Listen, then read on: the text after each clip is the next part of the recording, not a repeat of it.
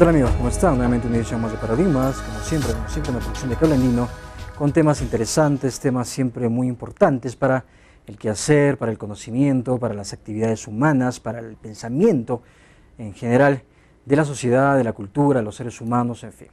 El día de hoy vamos a tocar un tema muy especial, muy interesante, puesto que es un tema que nos atañe a todos los guaracinos. Identidad guaracina es el tema del día de hoy. Por ello estamos con Luis Torres. Luis Torres es uno de los representantes del proyecto Atatao. Este proyecto ha nacido justamente para cuestionarse, rebuscar, un poco investigar, preguntarse acerca de la identidad guaracina, si es que tenemos o no tenemos identidad guaracina, ¿no? En este Huaraz moderno, en este Huaraz o postmoderno, tal vez frente al Huaraz antiguo, en fin, toda esta serie de cuestionamientos, de preguntas, de planteamientos es lo que se plantea Proyecto Atatao, y me place enormemente, Luis, que estés con nosotros el día de hoy para hablar justamente de este tema que es tan guaracino, ¿no? Porque tú eres guaracino, yo soy guaracino, y es un tema que al final atañe a toda la ciudad, pero también nos atañe, pues, yo me siento muy complacido porque personalmente me atañe también de alguna forma, me involucra porque por mi propia raíz, por mi propio origen, ¿no? ¿Cómo estás, Luis? Bienvenido, tus primeras palabras, tus primeras apreciaciones. Hola, Einer, muchísimas gracias por la invitación. Efectivamente, yo estoy perteneciendo y representando acá en Huaraz al proyecto Atatao, que es un proyecto que se cuestiona, que busca definir, encontrar respuestas de lo que significa ser huaracino actualmente. En este Huaraz convulsionado, que crece, desarrolla, con mucha gente, caos, bulla, en esta ciudad cuyo paisaje urbano es terriblemente, en comparación a nuestro paisaje natural, no hay una conversación, es terrible esa conversación que se da. Hay un conflicto más bien, ¿no? Es un conflicto terrible, entonces esa es la idea del proyecto, preguntarse qué somos, cómo somos los guaracinos actuales. ¿Y qué somos? ¿Cómo somos? ¿Tenemos identidad? ¿Hay una identidad guaracina que podríamos definir, Luis? Primero tendríamos que hacer una precisión, que además es justa. Nosotros, en vez de hablar de guaracinos, preferimos hablar de ciudadano guaracino. ¿Quién es el ciudadano guaracino? Pues es toda persona que ha decidido voluntariamente vivir acá en Huaraz. Haya nacido acá, haya nacido en otras provincias, en otros departamentos del país o en otras partes del mundo, ¿no? Pero que hayan decidido quedarse a vivir acá. Entonces, ese sería el ciudadano guaracino actual. En función a ese ciudadano guaracino actual, vendría la siguiente pregunta: ¿cuál es nuestra identidad? Claro, porque estamos hablando, digamos, o partiendo en todo caso de una identidad, pero ligada no tanto al origen o al nacimiento, sino ligada más bien a la residencia en todo caso, ¿no? Sí, nacemos donde tengamos que nacer. Nacer es casi como un accidente, no elegimos dónde nacer, pero sí elegimos dónde vivir. Entonces, es necesario que esa decisión del dónde vivir sea valorada y sea reconocida.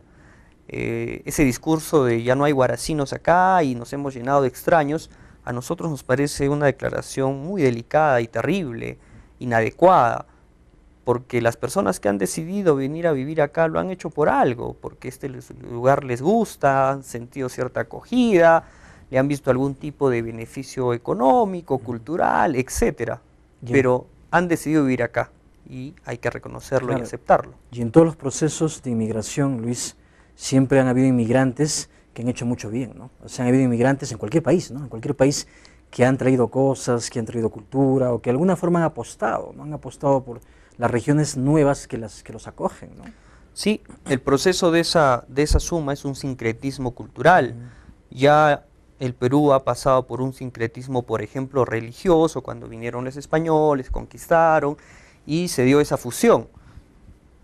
En nuestra localidad, por ejemplo, es fácilmente encontrar a personas que reconocen y sienten ese respeto hacia la Pachamama, pero también vamos a escuchar la misa, ¿no? Entonces hay una convivencia de elementos de lo propio con lo foráneo que se ha hecho propio. De igual manera, las personas que han ido viniendo, de alguna forma van sumando su contenido cultural, sus expresiones culturales. Entonces, y por supuesto que esto enriquece. Lo que nosotros vemos es que no aprovechamos esa posibilidad que traen estos foráneos que han decidido vivir acá y que ahora son ciudadanos guaracinos. ¿Por qué? Porque hay un espíritu de confrontación, más bien, de exclusión, de no vengan ustedes, que nosotros somos los auténticos, algo así. Hay una especie de recelo, de temor, ¿no? Tal vez interpretamos al foráneo como alguien que nos quiere quitar algo, pero en realidad, si lo vemos desde otra perspectiva, es alguien que suma. Este dinamismo que ahora la ciudad tiene, que es muy fácil de ver, por ejemplo, a nivel económico, comercial, es atribuido fácilmente pues, a las personas que han venido de afuera, y gracias a ellos tenemos este dinamismo. Llamarlos no guaracinos creo que es un error terrible. Más bien, gracias a ellos, la ciudad se está moviendo. Ya por una cuestión de decisión personal y de políticas de nuestros gobernantes, tal vez no nos estamos moviendo por los caminos adecuados, todavía hay mucho orden, mucho caos, pero finalmente hay una energía que nos mueve, que se evidencia fácilmente, por ejemplo, en la cantidad de casas que se construyen, claro, ¿no? Las casas de 2, 3, 4, hasta 6 pisos que están llegando.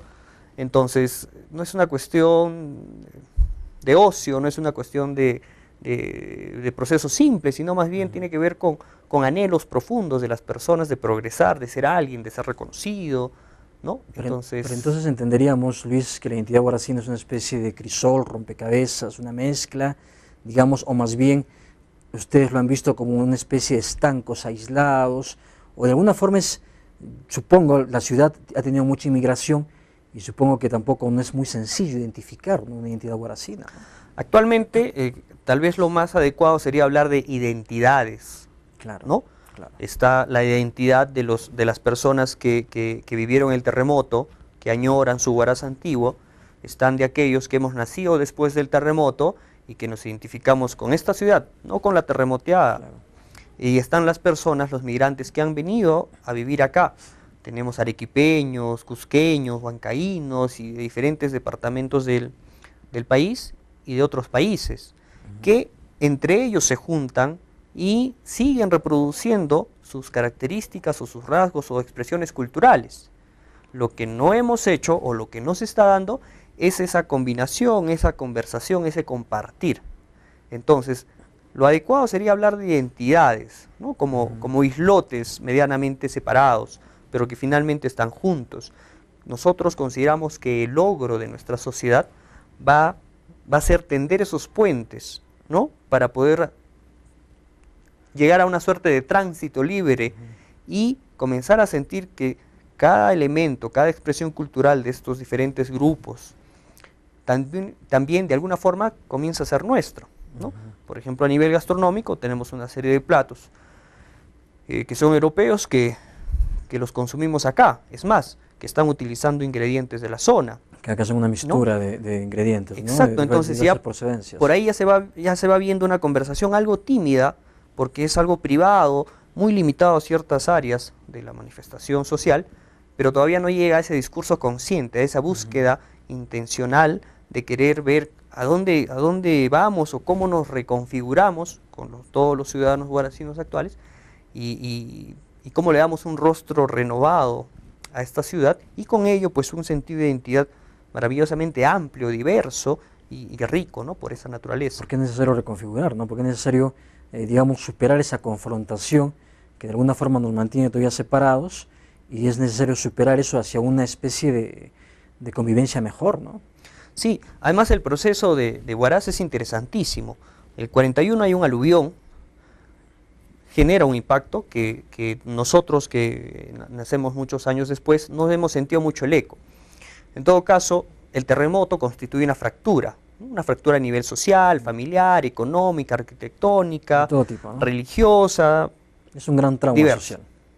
Entonces, se genera esta gran fractura. Luego hay un primer proceso de reconstrucción. De alguna forma la sociedad o la nueva sociedad guaracina se reconfigura entre los nacidos y los migrantes que deciden venir a vivir acá.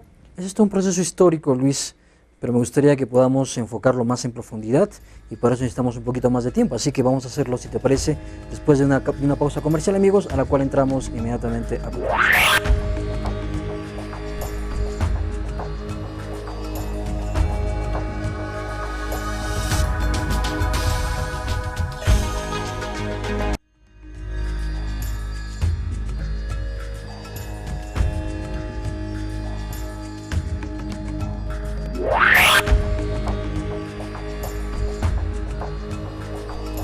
Identidad guaracina es el tema que nos convoca el día de hoy. Por ello estamos conversando con Luis Torres, psicólogo clínico y representante del proyecto Atatao. Luis, estábamos entrando ya al tema del proceso histórico, ¿no? El aluvión, el terremoto, esta nueva ciudad después del terremoto, casi hasta el 76, si no me equivoco, ¿no? Todavía en construcción. Cuéntanos un poquito cómo es que observan ustedes en el proyecto digamos, este recorrido, esta transformación tan a veces traumática de Huaraz. Sí, el proceso, como proceso social, es interesantísimo, por supuesto teniendo la salvedad de lo doloroso que fue para las personas que para entonces vivían en la ciudad. Entonces tenemos ese terremoto que constituye una fractura en diferentes, o en realidad en todos los aspectos de la vida huaracina. Luego viene el proceso de reconstrucción. Podríamos llamarlo, por una cuestión de practicismo, una especie de segundo Huaraz, ¿no? Donde hay un intento de reconfiguración, donde también queda un poco el shock del impacto emocional que constituye el terremoto, y luego empieza otro Huaraz como que a florecer, ¿de acuerdo? Ya la ciudad se siente completa, muchos hemos nacido en ese Huaraz donde vimos una ciudad ya hecha, medianamente completa, ¿no? Con no mucho movimiento, comercio, características propias. Con las casas de interés social, ¿no? Todas igualitas y similares en toda la ciudad, ¿no? Sí, y además las casas de interés social, además totalmente reconocibles una al lado de otra, Exacto. Cosa que ahora ya no se puede ver. Y luego viene además en una época caracterizada por ver muchos turistas en las calles, ¿no? Una ciudad básicamente turística. Turística, maravillosamente turística en ese momento. Y luego viene las mineras, ¿no? Que también constituyen otro nuevo cambio de nuestra sociedad. La cantidad de gente que viene para trabajar en la mina, sea para la empresa directamente o por service, es tal que hace que la ciudad se mueva. De pronto todo el mundo comenzaba a ampliar su casa, a acondicionar cuartitos para alquilar, se necesitaba de más restaurantes, etcétera, una serie de servicios de más. Se mejoran, ¿no? Se multiplican los servicios de todo tipo, ¿no? Y también vino otros elementos, como por ejemplo los nightclubs. Exacto, ¿no? Históricamente Huaraz pues tiene un burdel que está saliendo de Huaraz, pero de pronto comenzaron a llegar estos locales y nos impactó, nos agarró tan fríos que de pronto encontramos en la avenida Luzuriaga, al lado de colegios, de iglesias, locales de este tipo. Gamarra, ¿no? También había, y en todo lado estábamos inundados de... Y para los de mi generación, que para entonces éramos adolescentes, pues era una cosa, ¿no? Inquietud suprema por ver cómo era esto, descubrir. También comenzamos a ver que el alcoholismo aumentó en la ciudad, ¿no? Bueno, no hay mucho que hacer en esta ciudad, o no había mucho que hacer, entonces de pronto pues las discotecas, el alcohol, eran pues lo recurrente. Pero eso ha sido un factor, el tema del alcohol, por ejemplo, Luis, que ha sido muy, muy fuerte aquí en Huaraz, justamente porque no se abrían otros espacios, ¿no? Como se están abriendo ahora, muchos más espacios de expresión. Era básicamente la discoteca o el bar donde uno tenía que reunirse, porque no había nada más. Sí, y además, de repente, como una manifestación heredada de las personas terremoteadas, ¿no? O de aquellos migrantes que en su primera etapa no lograron pues ser aceptados, o no fue tan fácil finalmente acomodarse en esta ciudad. Entonces aquellos elementos que se van internalizando en la persona, de pronto los vamos transmitiendo a nuestros hijos, y aquellas frustraciones los adolescentes pues lo pueden manifestar fácilmente pues con algún tipo de actividad que puede ser violencia, o en este caso el consumo de alcohol. Pero ese tema de los bares, Luis, sigue siendo un problema, o es permanente aquí en Huaraz. O sea, hay bares en cada vuelta de la esquina, hay bares que se abren, hay tiendas que sirven de bares camuflados. Sí. O sea, es terrible, porque o sea, ya no hay lugares, no solamente el casco, digamos, muy urbano, el centro que antes era de bares y discotecas, sino además ahora hay bares por todo lado, a la vuelta de la esquina, en cualquier lado. Sí, porque además, con esta fractura del terremoto, hay muchas prácticas culturales que se pierden. Otras que no logran pasar la barrera del terremoto y no terminan siendo transmitidas a los hijos que nacen luego. Entonces, el ser humano por naturaleza es un ser ritualista, ¿no? La primera comunión, el matrimonio.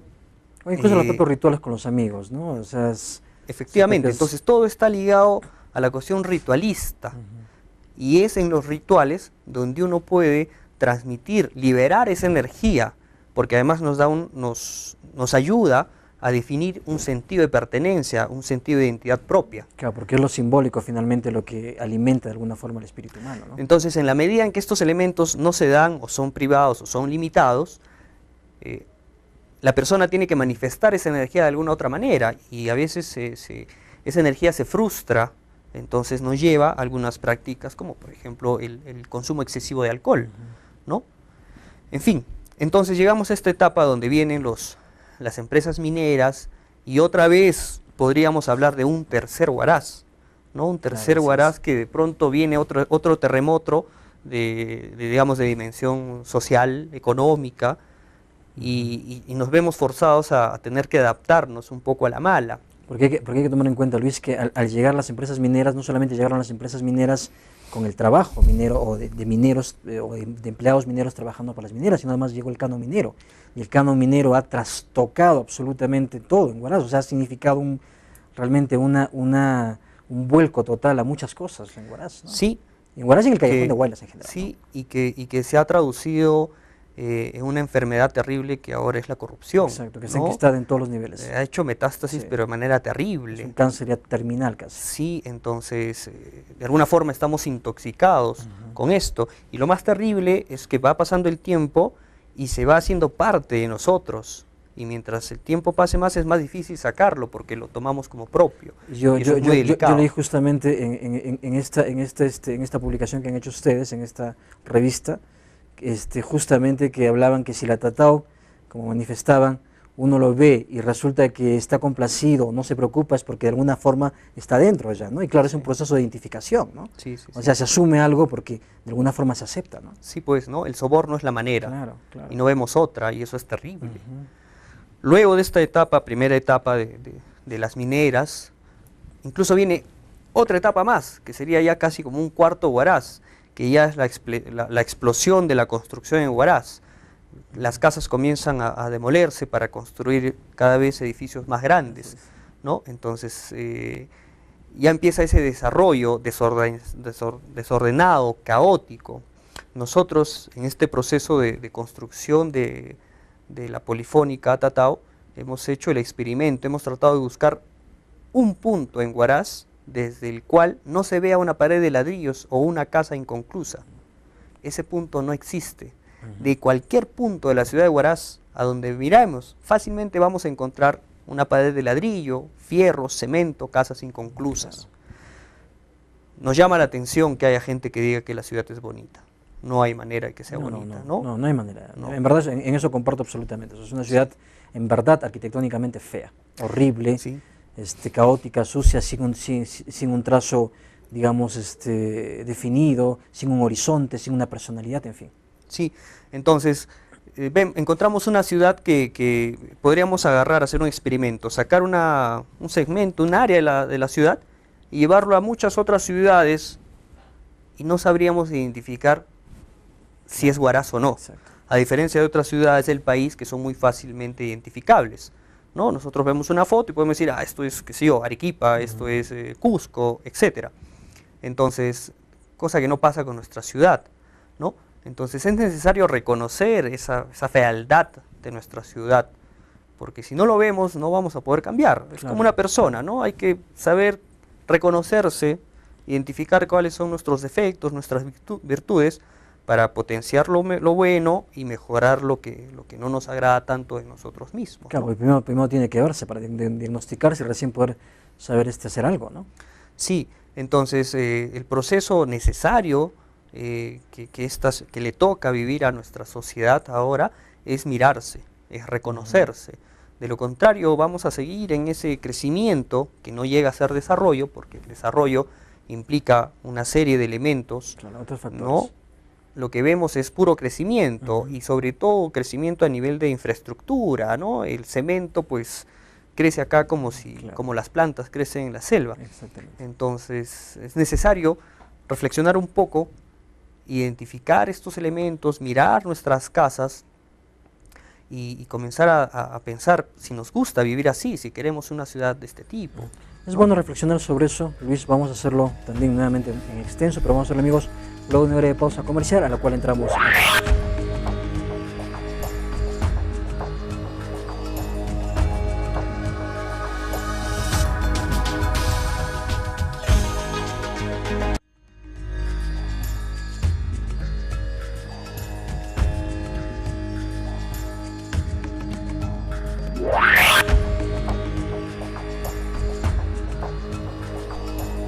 Amigos, estamos de vuelta aquí en Paradigmas conversando sobre identidad guaracina con Luis Torres. Luis, estamos empezando a profundizar en el tema de la ciudad, en su aspecto urbanístico, arquitectónico, en general en su aspecto del día a día, pero del pasar por las calles, los jardines. ¿Cómo lo ves? ¿Cómo sientes esta ciudad nueva, en todo caso, que es Huaraz fundamentalmente? Hay que hacer un ejercicio mental muy simple. Agarremos la ciudad, solo la ciudad, ¿de acuerdo? Saquemos la ciudad y llevámosla, por ejemplo, a una mesa y pongamos la ciudad. Y miremos la ciudad. Lo que vemos va a ser patético, Claro, así es. ¿no? Tenemos la ilusión de creer que la ciudad es bonita o de que Huaraz es bonito por el paisaje bellísimo que nos rodea, pero la ciudad no está acorde. Entonces, necesitamos replantear un poco, ¿no? Esto tiene que venir de parte de los gobernantes con algunas ordenanzas, lineamientos, etcétera, pero también de parte de la persona, ¿no? Comenzar a pensar, oye, en mi casa le falta algo. En este proceso de querer desarrollarnos como sociedad, como personas a nivel individual, querer construir nuestra casa, nuestro edificio, hemos pensado en el volumen, ¿no? En el tamaño. Nos falta comenzar a pensar en la estética, en la belleza. De pronto nos rodeamos de cajones con ventanas. Entonces necesitamos... Y en algunos casos, Luis, de baños, ¿ah? Porque hacemos una fachada de baños que son, o de mayores que son propios de baños, digamos, con esta concepción un poco, no sé, cultura chicha, como se le llama, en la cual ya no cuenta pues para nada la estética, ¿no? Claro, o sea, respetando los gustos, ¿no? Sí. Porque cada cual es subjetivo en sus gustos, pero las mayólicas usualmente se usan para baños, pues no para fachadas, ¿no? Ahora, como manifestación cultural puede ser interesantísimo eso, pero nos parece más interesante cuando es parte de un proceso de reflexión. Claro, claro. ¿No? Es decir, normalmente nuestros procesos culturales, manifestaciones culturales o nuestro sentido de identidad es un proceso inconsciente. Lo manifestamos, pero no nos damos cuenta, ¿no? En nuestro caso es fundamental darnos cuenta, porque somos feos, ¿no? Ahora, si en ese proceso de darnos cuenta reflexionamos y decimos o llegamos a la conclusión de que queremos de alguna forma plasmar una estética basada en la mayólica o materiales que usualmente, por ejemplo, no se usan en fachadas, estaría bien, sería interesantísimo, pero no es parte de ese proceso de búsqueda de una estética propia en todo caso. Claro, ¿no? como si se hace en México, por ejemplo, ¿no?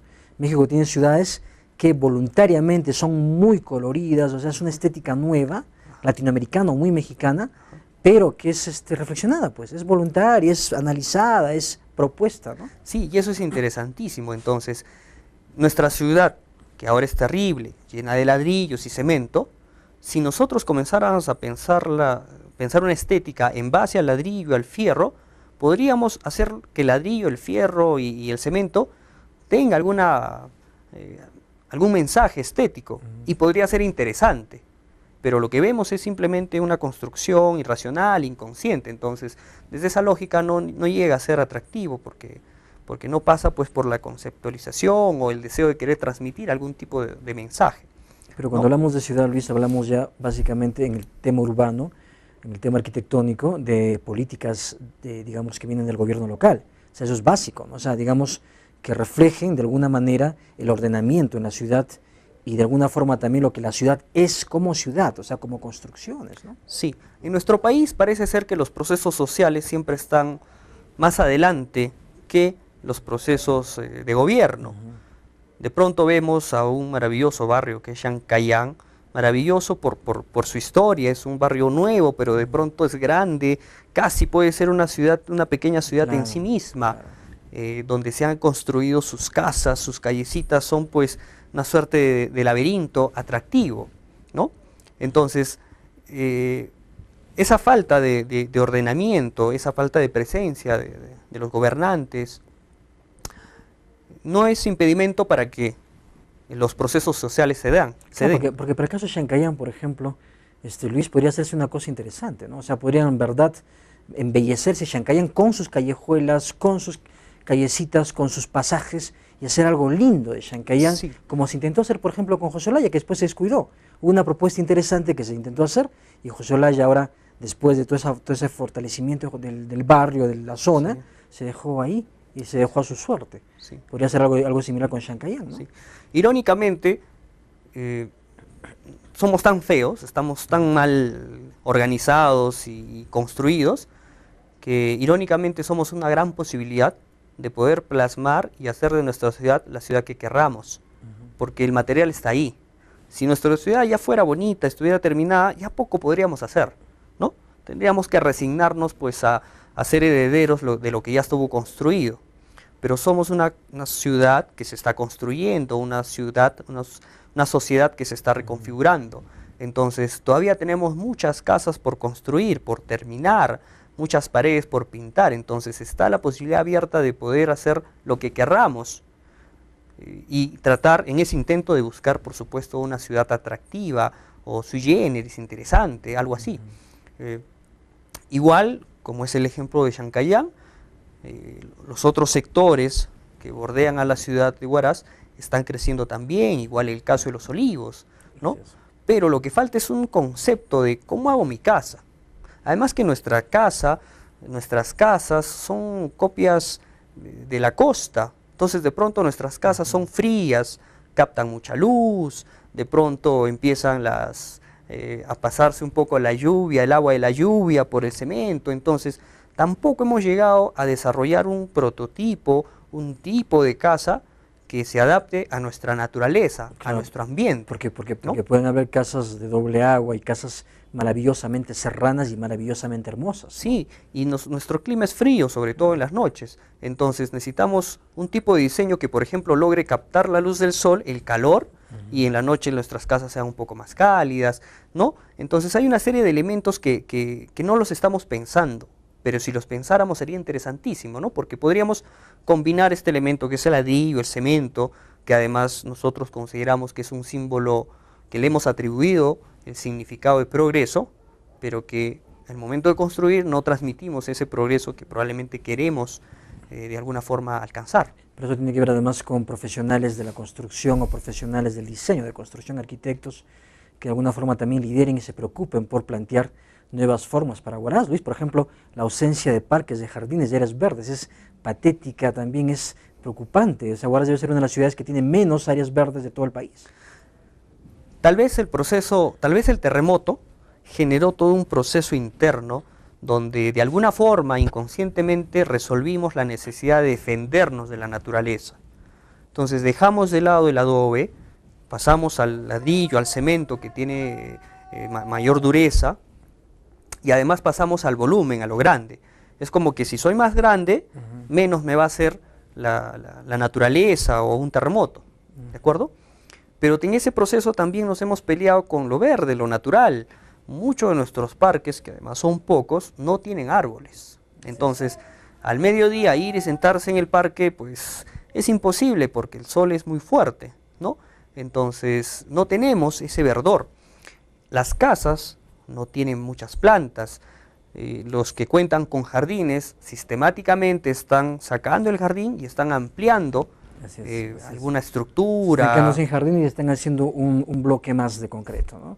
Exacto, entonces lo que en este momento significa tener una casa grande como símbolo de estatus, de poder, de progreso, con el paso del tiempo se va a revertir, y más bien el que tenga un jardín va a ser un elemento como de lujo, ¿no? Entonces la persona que tenga un jardín pues va a sentirse alguien afortunado, claro, dentro además, de la ciudad. Además es un espacio adicional que no necesariamente significa un espacio para habitar, sino para disfrutar.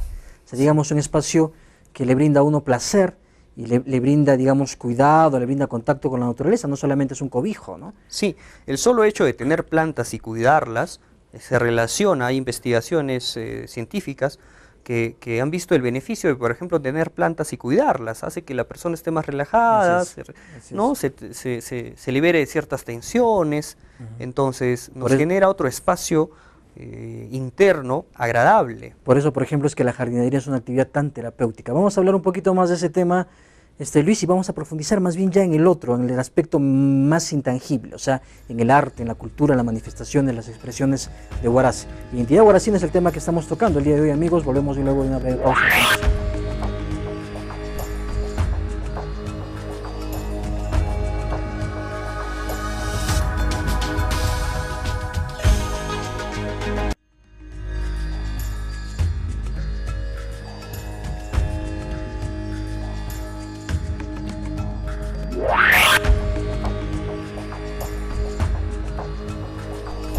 Identidad guaracina es el tema que nos convoca. El día de hoy estamos conversando con Luis Torres, representante del proyecto Atatao. Luis, ya entrando un poco más al tema más intangible, más subjetivo, más de expresiones internas, la cultura, el arte, digamos, y dejando un poco el tema ya, aunque también es una expresión artística la arquitectura, pero ya dejando lo más evidente, yendo un poco más a lo más humano y lo más interno, en este caso el arte y la cultura, ¿cómo ves este proceso en Huaraz de las expresiones o manifestaciones culturales actuales y antiguas, ¿no? El proceso que nosotros observamos, y además hemos hecho una suerte de búsqueda, lo que vemos son expresiones artísticas muy privadas, ¿no? No hay el espacio suficiente, no hay el apoyo suficiente para que el artista en general, sea literato, poeta, etcétera, pueda manifestar y pueda desarrollar mejor su arte. Tenemos algunos, hemos logrado conocer a algunos artistas que tienen trabajos interesantes, ¿no? Pero lo que falta es el apoyo de la parte de las instituciones. En este caso tenemos un centro cultural que está empezando a querer articular un poco esto. Pero que debería tomar la apuesta fuertemente, muy, digamos, de liderazgo en todo caso, ¿no? Porque es el centro cultural manejado, o que debiera ser manejado por gestores culturales profesionales, o de alguna manera empapados, aunque no sean profesionales por formación, pero empapados del arte, debería manifestarse como una, digamos, un puntal de desarrollo artístico en la zona, ¿no? De promoción, en fin, cosa que hasta ahora particularmente yo no lo veo. Además, la difusión o la promoción de estas expresiones artísticas no solamente tiene que ser pues la socialmente aceptada o usada mayoritariamente, sino también tiene que darle el espacio a las subculturas, a los grupos que están teniendo otro tipo de expresiones culturales, artísticas, que también son interesantísimas.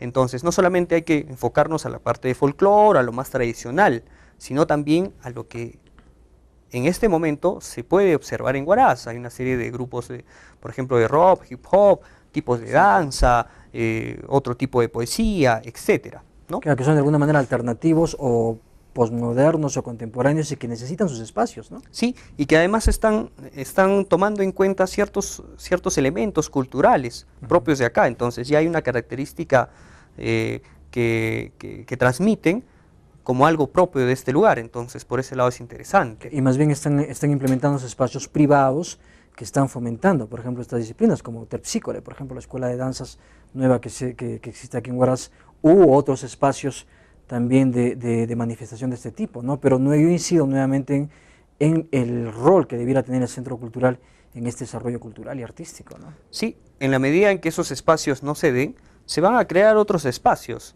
¿no? Y van a ser aceptados por la sociedad, por lo que están tratando de mostrar y de difundir. Lo que vemos en el arte de nuestra sociedad, sobre todo es un arte figurativo, es un arte que observa algo y lo copia, ¿no? Nuestros procesos artísticos no han llegado aún a cuestionarse, por ejemplo, el arte sobre el mismo arte, ¿no? No tenemos necesariamente todavía una trayectoria en base al arte conceptual, al arte abstracto, o otro tipo de expresiones artísticas, sea expresionismo, etc.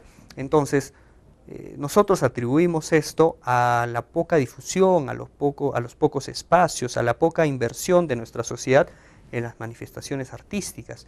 El arte es una expresión natural del ser humano y que de alguna forma transmite y deja un poco en evidencia el espíritu del artista, que está transmitiendo también el espíritu del lugar al que pertenece o del lugar en el que ha decidido vivir. Claro, porque está de alguna forma el artista representando o de alguna manera influenciado por su espacio-tiempo, pues, ¿no? No puede abstraerse el espacio-tiempo, ¿no? Sí, y en la medida en que el arte se desarrolle más, va a también contribuir en ese sentido de pertenencia que es necesario que nosotros tengamos, porque en la medida en que desarrollemos ese sentir de pertenencia a este lugar, a esta sociedad, vamos a contribuir para el bienestar común, y no solamente buscar ese beneficio personal que parece estar muy ligado a nuestro ritmo de desarrollo actual de las sociedades, ¿no? Somos sociedades muy yoístas actualmente.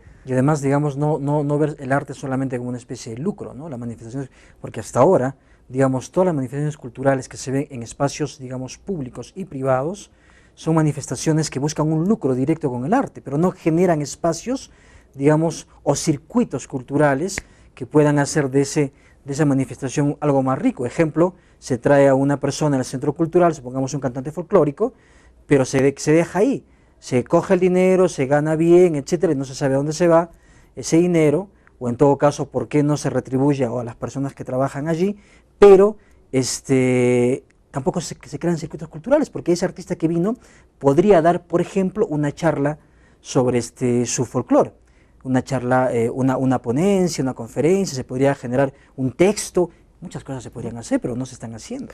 Sí, lo que vemos es que hay artistas, o digamos cierto tipo de arte, que está reconocido a nivel académico, ¿no? Que digamos los intelectuales guaracinos los conocen, los identifican, los han leído, los han de alguna forma saboreado y disfrutado. Pero también hay, y este arte, reconocido académicamente, no ha logrado llegar, tampoco se le ha facilitado, que sea de dominio público, que sea reconocido por el resto de nuestra sociedad. Por otro lado, tenemos un fenómeno interesantísimo a nivel de la música folclórica. Uno de los miembros del proyecto, Carlos Sánchez, trabaja bastante el tema de expresiones culturales a nivel del país. Entonces, a nivel de música folclórica, es interesantísimo el rol que juega Huaraz para el crecimiento y el desarrollo de los cantantes de la música folclórica. Si llegan a Huaraz, van a poder llegar a Lima, ¿no? Toda la movida musical que hay en el sur del país tienen acogida, se van moviendo, se van rankeando, van siendo reconocidos. Pero mientras no pasen por Huaraz, es como que no van a poder llegar a Lima. Es como su prueba, la gran prueba. Exacto. Entonces, si logran llegar acá, ya fácilmente van a entrar a Lima todo el público provinciano de Lima. Entonces, es interesantísimo cómo hay un reconocimiento popular de estas expresiones, pero a la vez no hay el reconocimiento académico. Entonces, volvemos otra vez a esta traba de cierto prejuicio de que esto no es bueno, esto no es de calidad, eso es muy popular, ¿no? O lo popular que tiene cierto recelo al académico. Entonces, esas barreras invisibles, prejuiciosas que nos ponemos, nos están cortando un poco la posibilidad de enriquecernos, ¿no? Entonces, esa movida cultural a nivel de la música es interesantísima. Y por otro lado, bueno, tenemos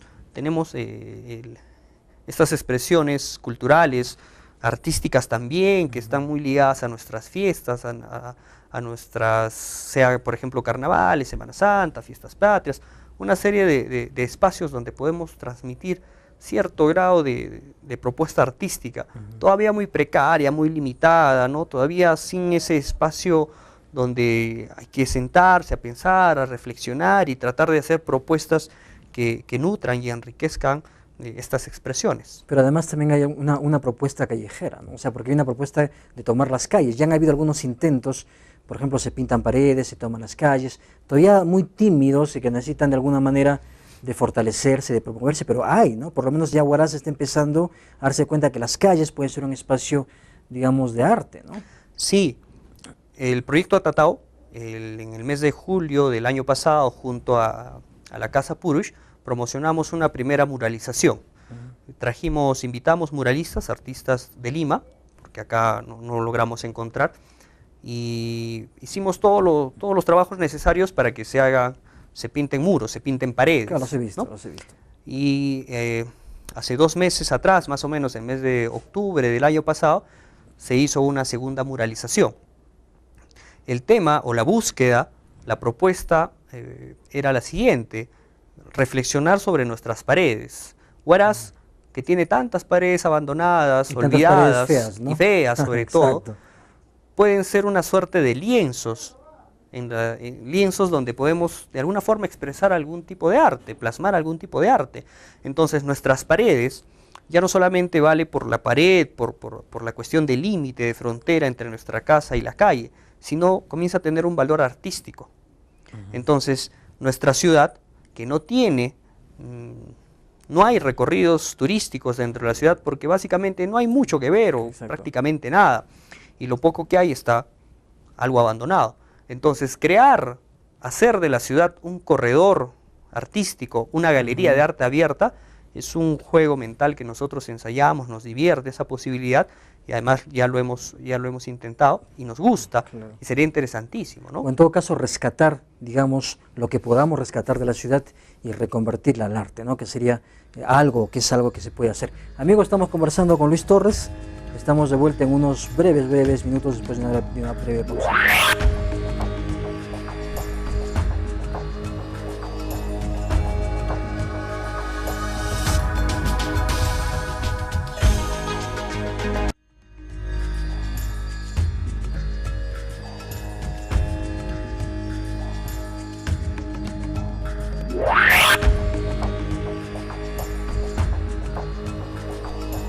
Amigos, estamos de vuelta aquí en Paradigmas conversando sobre identidad guaracina con Luis Torres, psicólogo clínico y además representante del proyecto Atatao.